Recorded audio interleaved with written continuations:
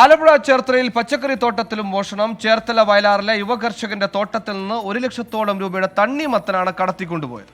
വയലാർ പഞ്ചായത്ത് 15-ാം വാർഡിൽ മുക്കണ്ണൻ കവലയ്ക്ക് സമീപത്തുള്ള പച്ചക്കറി തോട്ടത്തിലാണ് കഴിഞ്ഞ രാത്രി മോഷണം നടന്നത്. വയലാർ നാഗംകുളങ്ങര സ്വദേശി നന്ദകുമാർ പാട്ടത്തിനെടുത്ത സ്ഥലത്താണ് കൃഷി ചെയ്തത്. വിളവെടുക്കാൻ ദിവസങ്ങൾ മാത്രം ബാക്കി നിൽക്കെയാണ് മോഷണം. 2 ലക്ഷം രൂപയുടെ തണ്ണിമത്തനും കുക്കുംബറും ചാക്കുകളിലാക്കി കടത്തിക്കൊണ്ടുപോയി. കുറേയേറെ തണ്ണിമത്തനും ചാക്കുകളും ടോർച്ചുമൊക്കെ കൃഷിയിടത്തിൽ ഉപേക്ഷിച്ച നിലയിലും കണ്ടെത്തിയിട്ടുണ്ട്. ബാങ്കിൽ നിന്നും 1.5 ലക്ഷം രൂപ വായ്പ എടുത്താണ് കൃഷി ചെയ്തത്. 2.5 ലക്ഷം രൂപയുടെ വിളവാണ് മോഷണത്തിലൂടെ നഷ്ടമായതെന്ന് നന്ദകുമാർ പറയുന്നു. തണ്ണിമത്തനെല്ലാം വിളഞ്ഞ് പരുവത്തിനായി ഈ പരുവത്തിനായ തണ്ണിമത്തനായിരുന്നു. ഇപ്പം അവർ ഇന്നലെ രാവിലെ ഞാനിവിടെ വന്ന് എല്ലാം ചെടികളുടെ ആരോഗ്യങ്ങളും എല്ലാം നോക്കിയിട്ട് പോയതാണ്.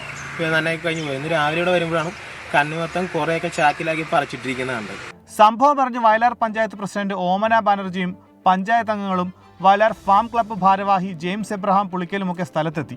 ചേർത്തല പോലീസിൽ പരാതി നൽകിയിട്ടുണ്ട്. കുറ്റക്കാർക്കെതിരെ കർശന നടപടി സ്വീകരിക്കണമെന്ന് പഞ്ചായത്ത് പ്രസിഡന്റ് ഓമന ബാനർജി ആവശ്യപ്പെട്ടു.